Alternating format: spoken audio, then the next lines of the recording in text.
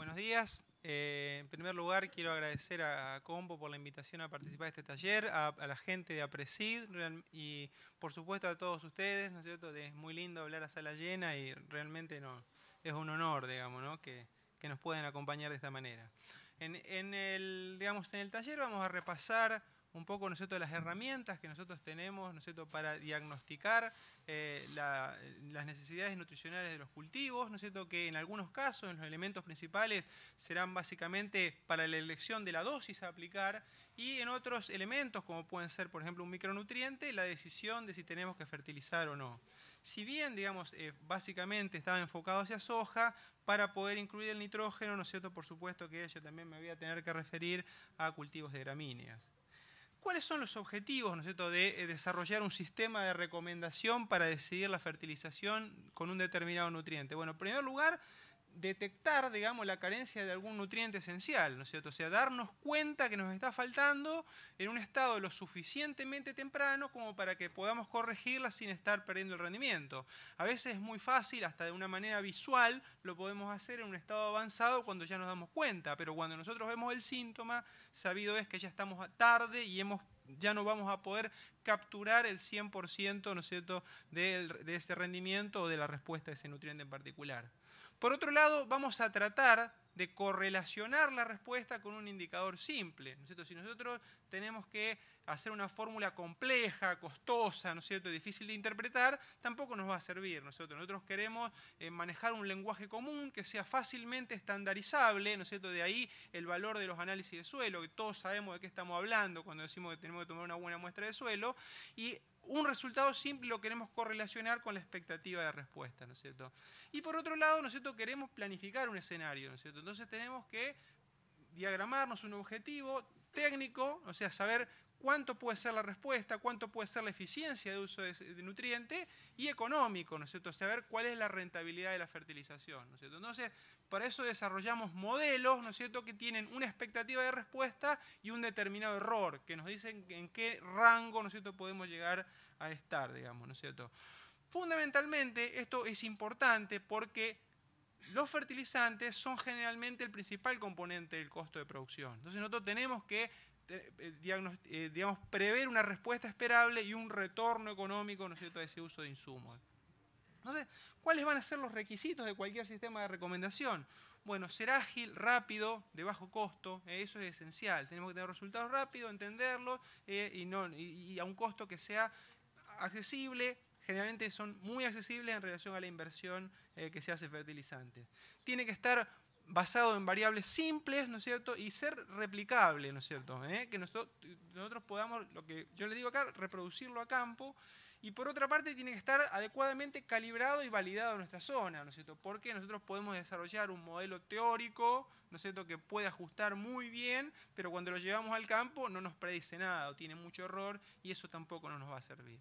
De modo que, si bien son cosas relativamente simples, ¿no es cierto?, pero digamos, son muchos los requisitos como para poder ser aplicable y que realmente no nos sirva, digamos, ¿no es cierto?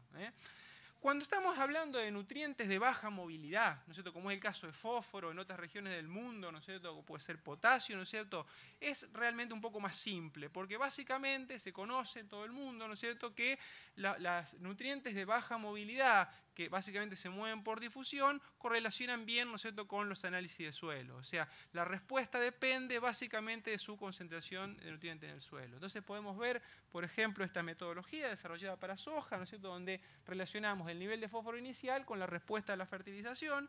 Eso nos permite a nosotros, digamos, marcar categorías de disponibilidad. Podemos hablar de una población, ¿no es cierto?, de baja disponibilidad, donde la respuesta a la fertilización es más alta y más probable, ¿no es cierto?, o la caída en rendimiento si no fertilizamos es de mayor magnitud, como veríamos en este caso, ¿no es cierto?, donde si tenemos menos de 10 partes por millón, tendríamos una respuesta, digamos, mayor a un 10% a la fertilización fosforada en soja.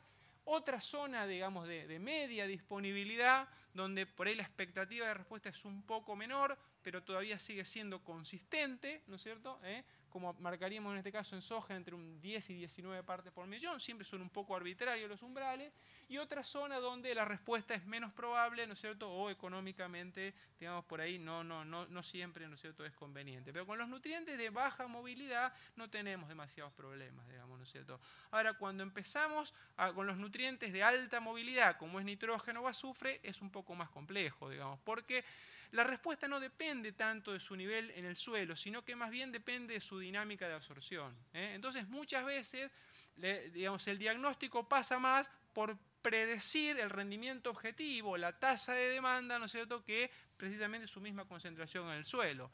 El ejemplo más clásico, ¿no es cierto?, es el de nitrógeno con estrés hídrico. Acá podemos ver, por ejemplo, en una campaña en Pergamino, ¿no es cierto?, en el año 2013, un año seco, donde el maíz temprano por estrés hídrico destruye su rendimiento y por lo tanto su demanda, ¿no es cierto? Y en ese caso podemos tener baja disponibilidad en el suelo, podemos tener, digamos, un montón de expectativas de respuesta, pero hay una fuerte interacción con la demanda hídrica y la respuesta es escasa o nula. Y en un maíz tardío, a pesar de que arranca de un valor superior, sin embargo, como conserva un buen potencial de rendimiento y una buena dinámica de absorción de nitrógeno, expresa una curva, digamos, de respuesta a la fertilización con una, digamos, una dinámica de incrementos decrecientes, como es clásicamente la respuesta a nitrógeno, y podemos hablar también, ¿no es cierto?, de una dosis óptima económica. Pero entonces ya estamos hablando de un elemento mucho más dinámico que tiene una interacción con el ambiente. Otro ejemplo de esto, ¿no es cierto?, una curva, digamos, de respuesta a nitrógeno, pero que esa se compone, ¿no es cierto?, de distintas curvas parciales, ¿no es cierto?, en función de incluso alternativas tecnológicas. Fíjense que acá en esta media, ¿no es cierto?, era sacada de 4 combinaciones, 2 densidades de siembra y 2 momentos de fertilización. En un año de altas precipitaciones, las aplicaciones en postemergencia dieron mayores rendimientos, que es lo que tenemos aquí, digamos, en el ajuste, digamos, en verde, y aquí los puntos amarillos ajustados por esta función, aplicados en B6, tienen una respuesta superior a las aplicaciones de siembra. ¿Por qué? Porque aplicado a la siembra se me exhibió parte del nutriente. Eso mismo ya me está modificando la dosis óptima económica, ¿no es cierto? Lo mismo, ¿no es cierto?, que en la densidad de siembra inicial. Es decir, cuando hablamos de nitrógeno, muchas veces se propone, ¿no es cierto?, un umbral y una determinada cantidad de créditos de nitrógeno a los que tenemos que llegar, pero la realidad es que eso es muy dinámico, ¿no es cierto?, y que pequeñas variaciones, incluso en el manejo, ¿no es cierto?, nos están cambiando el óptimo, digamos, ¿no? Entonces ya no es tan fácil y tenemos que monitorear mucho más la dinámica de crecimiento del cultivo. Precisamente por su gran variabilidad, por su inestabilidad, es que en el análisis de nitrógeno, ¿no es cierto?, se han desarrollado otras aproximaciones. Una herramienta interesante, ¿no es cierto?, un poco surgida, digamos, en el sur de la provincia de Buenos Aires, ¿no?, es tratar de estimar aquel componente que aquella información que los nitratos no nos brindan. Los nitratos a la siembra, ¿no es cierto?, es una fotografía inicial de cómo comienza el cultivo, pero nada me dice de la capacidad que tiene ese sistema para ofertar nitrógeno durante la estación de crecimiento. Entonces, algún estimador de la mineralización parecería ser complementario y sumamente útil. Y dentro de ese tipo de herramientas, la medición de nitrógeno mineralizable o nitrógeno anaeróbico, que básicamente consiste, ¿no es cierto?, en una muestra, la muestra superficial, digamos, de los primeros 20 centímetros, que es donde está la materia orgánica, someterla a un corto periodo de incubación y básicamente medir la cantidad de nitrógeno liberado, ¿no es cierto?, durante ese periodo. El valor sería que me daría precisamente la información que no me da, digamos, el pool, el componente que me está faltando dentro del pool de nitrógeno. Yo tengo, digamos, por el análisis de suelo, el valor de nitratos, la dosis de fertilizante la manejo yo, pero me falta estimar la mineralización. Y eso es lo que me estimaría el valor de nitrógeno anaeróbico, del cual podemos establecer rangos o categorías en función de los cuales van a determinar distintas ofertas de nitrógeno. Eso se puede introducir dentro de una misma, de la ecuación, digamos, hacer nitrógeno suelo más fertilizante más mineralizable, o usarlo como un componente cualitativo, que es como en la norte de Buenos Aires más lo estamos utilizando, digamos, ¿no? Es, por ejemplo, si los valores son bajos, mantenemos el ajuste inicial, vamos a un mismo objetivo de nitrógeno, suelo más fertilizante, O si es un valor más alto, podemos ir a un objetivo de nitrógeno que es un poco inferior. Generalmente esas metodologías que estiman la mineralización son más útiles para cultivos de invierno, intermedios, digamos, para un maíz temprano, y son menos útiles, por ejemplo, para un maíz tardío. ¿Por qué? Digamos, pues si yo estoy en un cultivo de trigo, fertilizándolo, tengo la mineralización por delante. Esa va a ocurrir cuando aumente las temperaturas en el transcurso de la estación de crecimiento. Mientras que si voy a sembrar un maíz de diciembre, ¿no es cierto?, es como que ya la mineralización ya ocurrió y yo la estoy midiendo en el nitrógeno disponible al momento de la siembra, ¿no es cierto?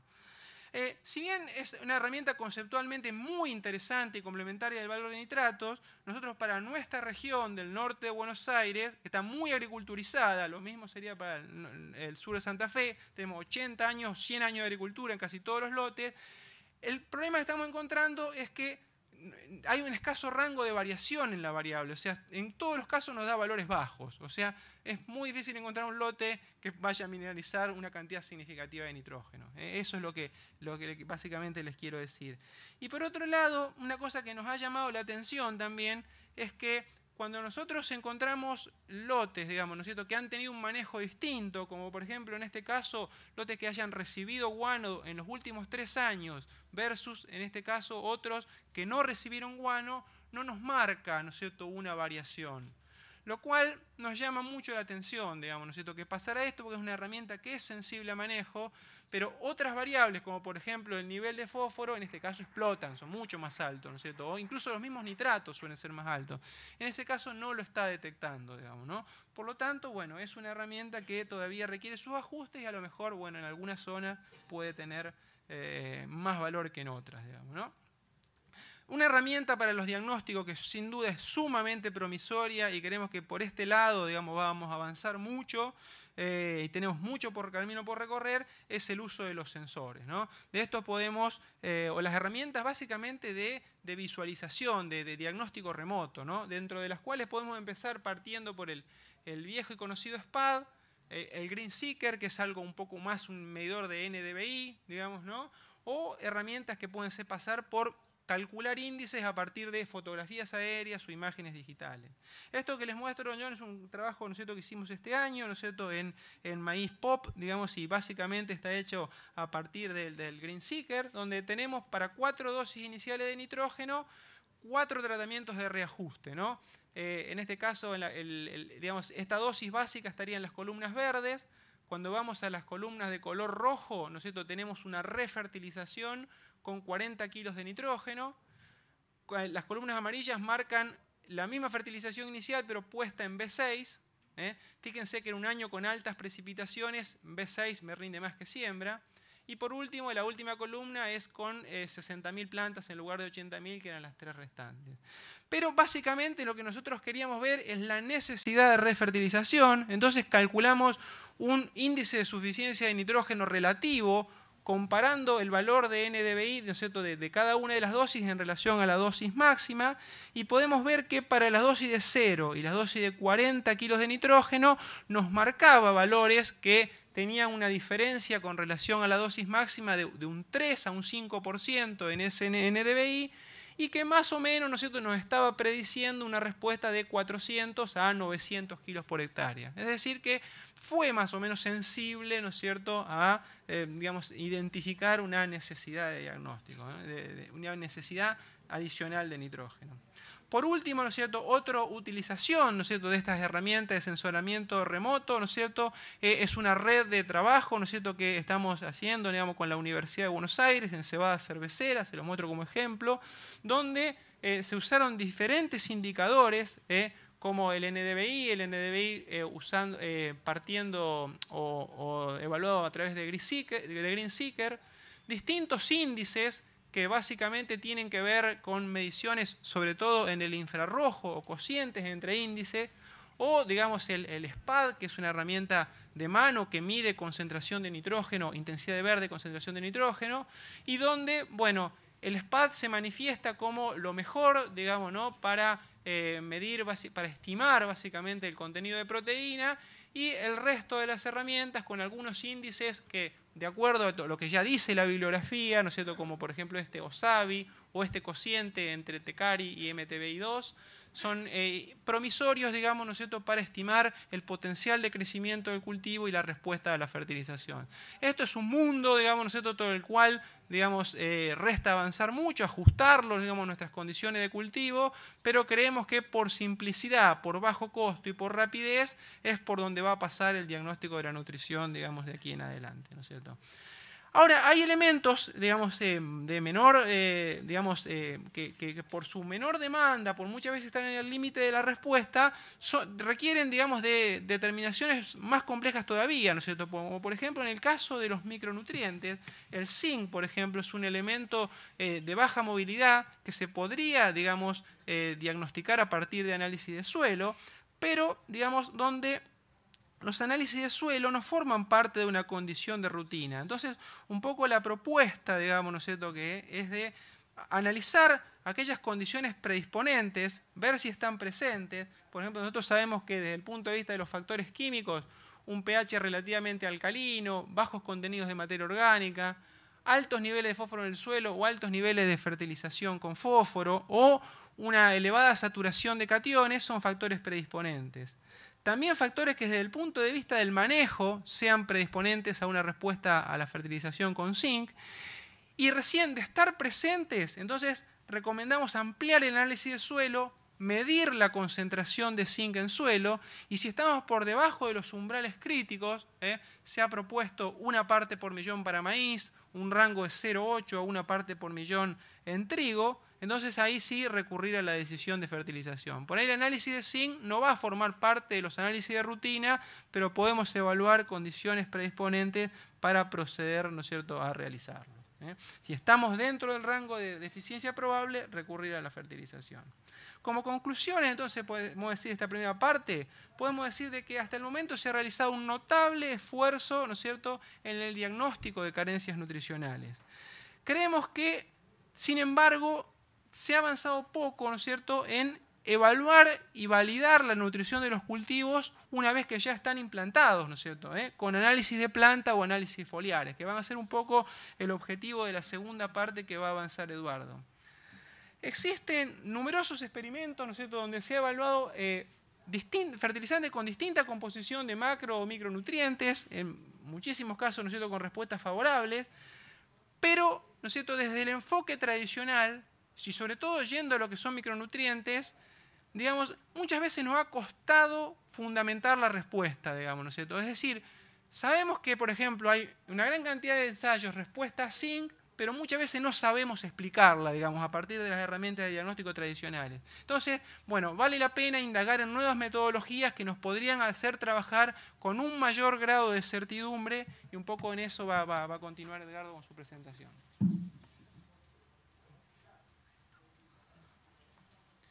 Bueno, muchas gracias Gustavo por compartir el taller y a Presid por la posibilidad de presentar este trabajo. De lo que yo le voy a presentar básicamente es parte de lo que fue mi tesis doctoral y qué resultados logramos. Lo que nos vamos a enfocar es en las herramientas que podemos evaluar el estado nutricional de los cultivos. Hasta ahora Gustavo estuvo hablando de que el análisis de suelo es una herramienta que nos permiten hoy en el caso del nitrógeno valorar cuál es la nutrición que tiene el cultivo y nos permiten corregir casi en tiempo real la posibilidad de tener esa factibilidad de respuesta. Ahora bien, en el caso de los cultivos tradicionales, ¿podemos evaluar a partir de análisis de planta cuál es el estado nutricional de los cultivos? Y la verdad que en el caso de Argentina se ha hecho poco con este tipo de información, pero si nosotros tenemos en cuenta de que la mayor ventaja de diagnóstico foliar es que podemos tomar a la propia planta como extractora de la solución de suelo y eso permite realmente evaluar cuál es la posibilidad que tiene ese suelo de entregar nutrientes al cultivo. Y el segundo punto, que claramente es importante, es que la única que realmente puede saber cuál es el nivel de nutriente que ese suelo puede entregar es tomando a la planta como propia solución extractora, ya que ningún extractante químico es capaz de representar lo que realmente una planta puede extraer de un suelo. Aquí traje a modo de ejemplo un trabajo que yo hice en mi tesis de grado, donde comparé en función de diferentes suelos con diferentes capacidades de absorción de fosfato, que esto está básicamente relacionado al contenido de arcilla o hierro de aluminio, y la extracción que producía la planta y los diferentes métodos analíticos en el caso de fósforo de Brady-Kurz 1 y fósforo Olsen y la propia planta, lo que observamos es que no existe una relación directa entre lo que, para los diferentes tipos de suelo, entre lo que extrae la planta, lo que extrae Olsen y lo que extrae Brady. Cada uno extrae cantidad diferente. Entonces nosotros hoy hacemos a partir del diagnóstico de suelo una muy buena estimación de cuál puede ser el potencial que ese suelo puede entregar de nutrición, pero poco sabemos acerca de cuál es la valoración de la nutrición de ese cultivo a nivel de planta. Si tenemos en cuenta que a partir de ese foliar y vemos la curva típica que relaciona la concentración de nutrientes, aquí podría ser algún parámetro de crecimiento o el propio rendimiento del cultivo, existe una zona donde vemos los síntomas visuales, que son las deficiencias severas, que generalmente son las que queremos ver en el campo, pero que no son las que ocurren habitualmente en los sistemas productivos, sino que más bien estamos dentro de lo que llamamos el rango crítico, donde sin síntomas podemos encontrar respuesta y sería la parte lineal de la curva. Luego tenemos una parte de consumo de lujo donde una mayor concentración de nutrientes de la hoja o de la planta no nos va a estar entregando una respuesta en rendimiento. Bien, ¿qué podemos hacer para poder evaluar el estado nutricional de los cultivos? Una de las herramientas más conocidas tal vez son las tablas o rango de suficiencia, que son el resultado de varios análisis foliares que se relacionan con las concentraciones críticas de cada uno de los nutrientes en relación a zonas o ambientes donde se hacen estas tablas, que esa concentración de equilibrio en el tejido me permite diferenciar cuáles son las áreas probables de respuesta individualmente para cada uno de los nutrientes, y más o menos lo que yo pude trabajar en mi tesis de muestreo de 100 análisis foliares, pude encontrar, este es un ejemplo para el caso de nitrógeno, determinar cuáles son las concentraciones óptimas de nitrógeno, cuáles son las subóptimas y cuáles son las que son bajas. Estas tablas, la desventaja que tienen que son en un momento del cultivo, que tiene que ser exactamente al igual el que se desarrolló en la tabla, y otro de los aspectos importantes de las tablas es que básicamente tenemos que tener en cuenta que debería coincidir el momento de muestreo con el momento en el cual se hizo la tabla que estamos tomando como referencia. A su vez, existen diferencias importantes entre las partes de la planta muestreada, la fenología y hasta inclusive trabajos que demuestran que los diferentes genotipos pueden contener concentraciones de nutrientes diferentes. Entonces, esta es la tabla que podemos ajustar en el caso de mi tesis, donde vemos diferentes rangos, y les pido solamente prestar atención a lo que son estos valores de potasio, magnesio y azufre, que vamos a ver qué resultados obtuvimos obtener de estos muestreos. ¿Cuáles son otras de las alternativas que podemos tener para evaluar el estado nutricional de los cultivos? Es la utilización de DRIS, que es el sistema de diagnóstico y recomendación que fue desarrollado por Biophilus en el año 1973 en Sudáfrica, principalmente para caña de azúcar, donde aquí la idea es trabajar con un concepto integrado, no solamente con un nutriente, sino trabajar con las relaciones entre nutrientes y de alguna manera tener como énfasis el balance de nutrientes de los cultivos. ¿Qué es lo que necesitamos para desarrollar esta metodología? Normas que ni más ni menos son las relaciones óptimas de las diferentes concentraciones de nutrientes que puede tener un cultivo. A partir de ahí podemos realizar el cálculo de los índices nutricionales, que es lo que vamos a ver ahora, y realizar una interpretación donde podemos ver cuál es el orden de requerimiento nutricional o el orden de limitación nutricional que tiene el cultivo, y también una idea del balance nutricional a partir del índice de balance nutricional. Esto se ocupan varias ecuaciones, simplemente las muestro. Esta es la última adaptación propuesta por Jones en 1981, que fue la que usamos nosotros.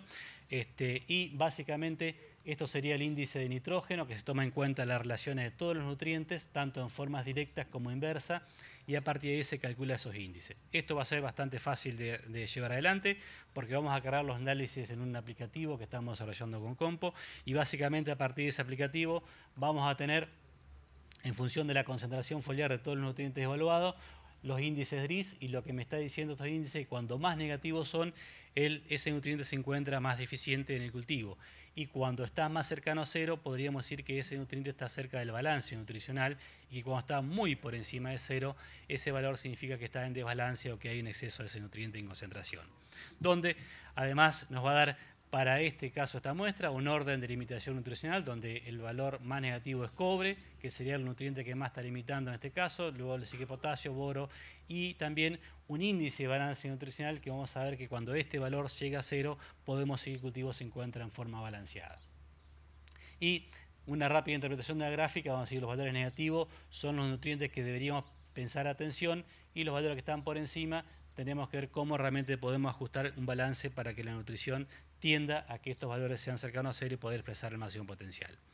Hemos realizado alrededor de diferentes zonas de la zona núcleo argentina, más de 101 muestras en esta campaña que van desde el 2008 hasta el 2012, donde enfocamos el trabajo.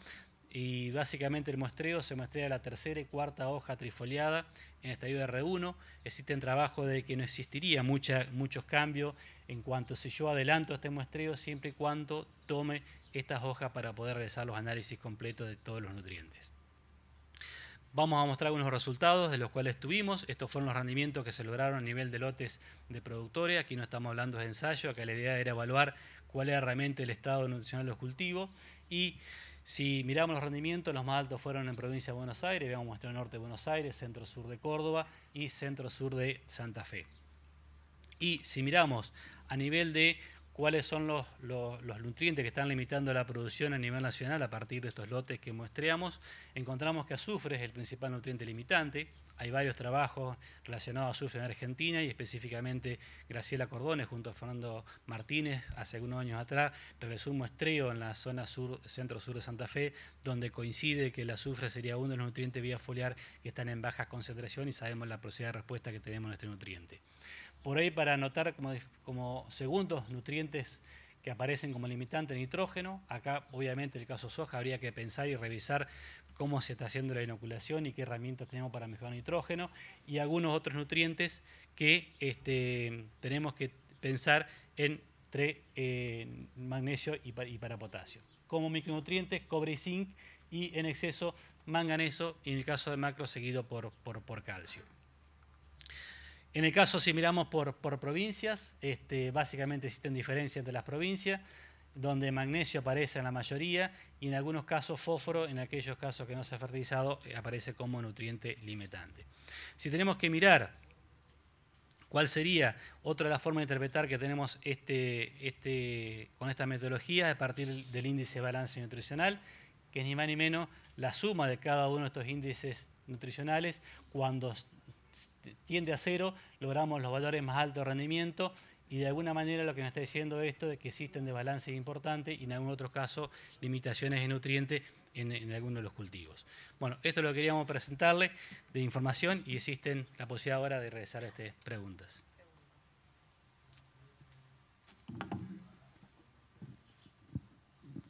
Bueno, vamos a darle, no tenemos mucho tiempo, pero vamos a tomar algunas preguntas del público.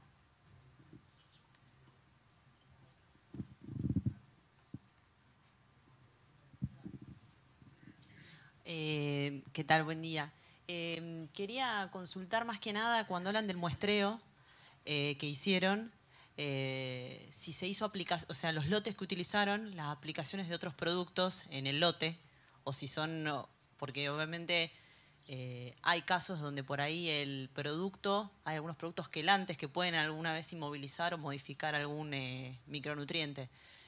Más allá sea herbicida o cualquier otra aplicación. Entonces pregunto cómo fue el muestreo, esas hojas que mostraban, las hojas que fueron muestreadas, si tuvieron alguna aplicación o si se pusieron de acuerdo, digamos, en qué momento se hacía el muestreo, ¿no?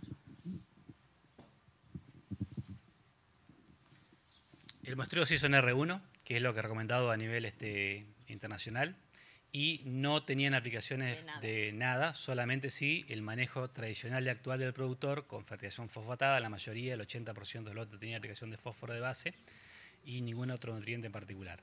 Bueno, la pregunta es si por ahí van a testear, obviamente un productor hace aplicaciones y ese efecto que por ahí, no sé, no lo hicieron, ¿por qué no lo hicieron? O si lo piensan hacer con aplicaciones. Bueno, nosotros estamos trabajando en la validación ahora, es decir, a partir de que detectamos tal o cual nutriente deficiente, estamos realizando aplicaciones foliares y tenemos algunos resultados que básicamente estos son una muestra que había traído, donde en la zona centro de Santa Fe, por ejemplo, a nivel de lotes, digamos, evaluamos 3 lotes y aquí estamos proveyendo alternativas de aplicación de nutriente. Después también validamos cómo se modificó la concentración de nutriente a partir de R5,5, R6 y de alguna manera estamos obteniendo respuestas que van en el orden de los 60 hasta los 250 kilos. Esto lo estamos replicando en varias partes de Argentina y por una cuestión de tiempo, acá no me da tiempo de presentarlo, pero estamos en Córdoba, norte de Buenos Aires, Entre Ríos, o sea que estamos en casi todas las áreas sojeras haciendo este tipo de validaciones. Perdón, Edgardo, Sí. yo creo que el hecho de que sobresalga el azufre por sobre el fósforo indica que hay una gran cantidad de lotes fertilizados, ¿no? Porque si no estaría sobresaliendo probablemente el fósforo como el más limitante en soja. Pensando en la próxima siembra de soja, para los ambientes donde no era natural que se inunden o excesos hídricos importantes, ¿qué recomendación te parece que habría que tener en cuenta para soja? Bueno, o sea, es evidente, ¿no es cierto?, que el anegamiento genera condiciones reductoras, ¿no es cierto?, que básicamente están asociadas a procesos, digamos, ¿no es cierto?, de pérdidas, sobre todo gaseosas, ¿no?, y por lixiviación, ¿no es cierto?, de numerosos nutrientes. O sea que el ambiente, digamos, cambia considerablemente. Yo creo que, digamos, si estos ambientes, por ejemplo, durante lo que son los meses de julio, agosto, restituyen su condición aeróbica normal, es probable que en soja, no interviniendo digamos, el nitrógeno, no se modifiquen sustancialmente de lo que era su condición, digamos, clásica, ¿no? O sea, el fósforo va a seguir siendo el mismo de siempre, incluso en condiciones reductoras suele aumentar su solubilidad. Por ahí se podría hallar mayores niveles de lixiviación de azufre, digamos, ¿no?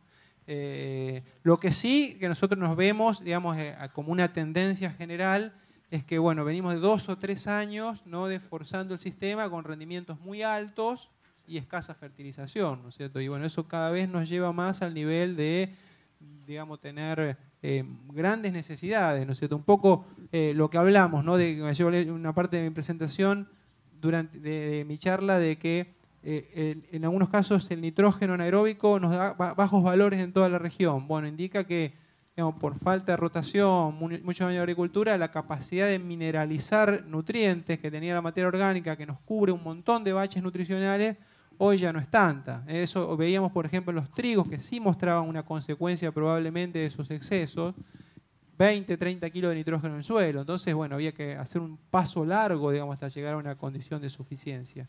O mismo lo que mostraba Edgardo, de a lo mejor muchos lotes están fertilizados con azufre, pero igual muestra una condición de carencia, digamos, ¿no es cierto? O sea que eso, bueno, nos lleva a estar atentos de por ahí el ajuste que nosotros tengamos que hacer con la fertilización ya no alcanza con el tradicional, digamos, ¿no? Sino que necesitamos empezar a ver más nutrientes y también ver las dosis, ¿no? Sí, no, yo quería preguntar, ahí veíamos que en soja el análisis foliar como que la principal deficiencia era azufre y la segunda era nitrógeno, por lo que vi.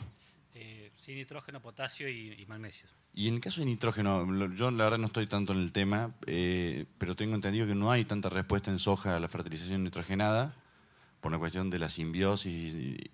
Me llama la atención que sea una deficiencia cuando no hay tanta respuesta, supuestamente, o sí.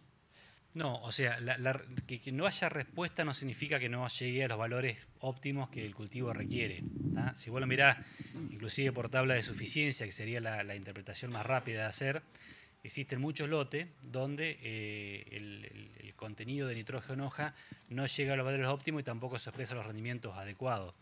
Existen varios trabajos, y en el Congreso de Ciencia del Suelo se mostró, es que todavía no se sabe a ciencia cierta cuánto aporta de nitrógeno del suelo y cuánto aporta la simbiosis, ¿no? Y que probablemente exista posibilidad de respuesta a nitrógeno en algunas situaciones en las cuales el suelo malo a simbiosis no puede aportar la cantidad de nitrógeno que el cultivo requiere.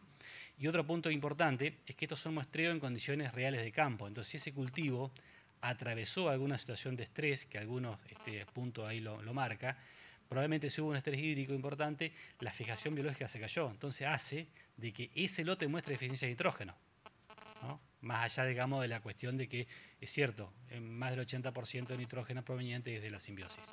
Una cosa importante, o sea, es que a pesar de que es verdad, digamos, que no existe tanta respuesta, digamos, y que sobre todo es muy difícil de predecir, cuando los trabajos de fisiología que correlacionan número de granos, ¿no es cierto?, o rendimiento con otra variable, la que más ajusta la cantidad de nitrógeno fijado, por sobre la tasa de crecimiento durante el periodo crítico y por sobre la producción de biomasa total, ¿no es cierto? O sea que el proceso de fijación de nitrógeno es un proceso sumamente autorregulado, pero por ahí hay condiciones, falencias del sistema, como por ejemplo la compactación, la falta de aireación, o a veces las deficiencias de fósforo, que bajan la tasa de fijación. Y cuando eso baja, digamos, irreversiblemente termina afectando el rendimiento. Perdón, ¿puede pasar que si esa soja hubiera sido rotada con más gramíneas, esa deficiencia de nitrógeno por ahí no era tal? ¿Puede ser que digamos, el hecho de que haya sido un monocultivo, si fue? Esa es una buena pregunta, Fernanda. En los lotes que muestreamos es la realidad de la soja argentina. Claro. O sea, Sí, más del 70... De hecho, si vos eso puede ser así desde el punto de vista de que la única forma de que el nitrógeno permanezca en el sistema es fijado al carbono. O sea, como forma mineral no permanece, se lixivia, se pierde, digamos, ¿no? De modo que, bueno, si yo quiero ganar en el balance de nitrógeno, tengo que aumentar tengo que tener una ganancia de carbono, ¿no? Y la rotación es una medida. Gustavo, bueno, está un poquito asociada a lo que estaban hablando recién, pero cuando hablaste del nitrógeno mineralizable, del NAN, que dijiste que era en general en la zona núcleo, en los análisis de acá, bastante bajo, no estás teniendo en cuenta, o sea, en esos muestreos siempre son corriendo el rastrojo y clavando el barreno, o sea, es una muestra de suelo, o sea, ¿influye algo el rastrojo o el cultivo antecesor o eso ya es nitrógeno lábil, materia orgánica lábil, o sea, No. es otra parte? Sí. Mira, esto lo que yo muestro es un relevamiento a partir de los datos del laboratorio, digamos, ¿no es cierto? O sea, que son con la metodología y las recomendaciones que lo hizo el asesor o el productor que en el momento fue a muestrear, ¿no es cierto? Lo que sí que es la misma muestra sobre la que se analiza nitratos, ¿no? Y la de capa superficial de suelo, que en eso no cambiaría nada. Básicamente la práctica habitual es correr el rastrojo, digamos, ¿no? Con lo cual sería a partir de la materia orgánica ya transformada como suelos, digamos, ¿no? Tenemos una pregunta más y les pido que después los agarren porque viene otro taller. Si fuera intervalo de café, les sacamos el café, pero tenemos que dejar el espacio de otro taller. Y hay muchas, entonces después los buscan a ellos. Sí, buen día. Para Eduardo, ahí mostrabas deficiencias aparte de nitrógeno y fósforo, mostrabas deficiencia de potasio y de magnesio. Ustedes hicieron análisis foliar, ¿hicieron el correspondiente análisis de suelo en ese mismo lugar? Porque, digamos, como que todos, o sea, ahí quiere decir que hay una alteración en la relación de bases, si no entiendo mal, que hace que esa planta esté deficitaria en un elemento que en teoría, el potasio, debería sobrar en el suelo. Eso por lo menos es la historia que tenemos hasta el momento. De ser así, que sobre en el suelo, pero que se altere la relación de bases, ¿cuál estimás que es el problema por el cual la planta muestra déficit y en el suelo debería haber, según toda la historia, potasio en excedente? Buena pregunta. Durante la tesis no muestreamos los suelos porque el costo de análisis de suelo completo más foliar era un número que no teníamos posibilidad de financiarlo. Pero ahora sí, una vez que vimos esto, y tu pregunta es en línea a la que nosotros nos hicimos también, decir, ¿por qué si sobra tanto potasio, por qué la soja muestra deficiencia de potasio? Y esta pregunta sabía que me la iban a hacer. Pero esta es la relación, por ejemplo, entre contenido de potasio foliar y rendimiento, ¿no? O sea que a partir de la soja absorbe más potasio, absorbe más rendimiento. Y esto es la población de los índices de potasio DRIS y dónde está ubicada la nube de puntos. Existe una gran cantidad de lotes donde los contenidos de potasio, más allá de que son altos, ¿no? Y es lo que estamos evaluando en esta campaña que pasó ahora, en muchos casos están alteradas las relaciones con el calcio y con el magnesio. Entonces podríamos, hoy no tengo un ensayo específico para decirte, pero esta semana cosechamos un lote de maíz, porque probablemente si yo detecto esa deficiencia de potasio en soja, no voy a poder corregir en el cultivo, porque estoy muy tarde, estoy en R1 y además el potasio es un nutriente, es un macronutriente que es requerido en cantidades importantes. Pero sí podría hacer la recomendación de decir, bueno, podés evaluar la respuesta de potasio en el próximo cultivo, porque si el potasio es deficiente para la soja, probablemente lo sea para el maíz o para el trigo que sigue en la rotación. Cosechamos ahora un lote de maíz, no tengo la respuesta, pero la vamos a tener esa pregunta. Y sí, por ejemplo, en muchos lotes aparece magnesio. Cuando vamos a evaluar magnesio, en la zona donde aparece respuesta, los valores de magnesio en el suelo están por debajo de los valores óptimos. Y también están alteradas en el caso del magnesio las relaciones con el calcio, ¿no? O sea que podríamos a futuro comenzar a prestar atención, además de los análisis direccionales, incluir la capacidad de intercambio catiónico y ver estas relaciones cómo pueden estar muy desfasadas, porque también es cierto que no existe claramente un valor de referencia, son rangos nuevamente en el suelo, en los cuales uno puede inferir que puede existir respuesta a la aplicación de estos nutrientes. Con el cobre es la cuestión de vincular lo que yo vi por cobre. Hay lotes que tienen bajos niveles de cobre, y eso ya lo mostró INTA en su mapa de fertilizar que hicieron hace algunos años atrás. Fernanda mostraba de que cobre es un nutriente que en muchos suelos se encuentra en valores bajos, sobre todo en aquellos suelos livianos, y que también en aquellos lotes que son los menos, que tienen mayor contenido de materia orgánica, el cobre sí es quelatado por la materia orgánica y eso baja la disponibilidad para el cultivo. Bueno, les pido disculpas por las preguntas, pero tenemos que dejar la sala. Bueno, gracias.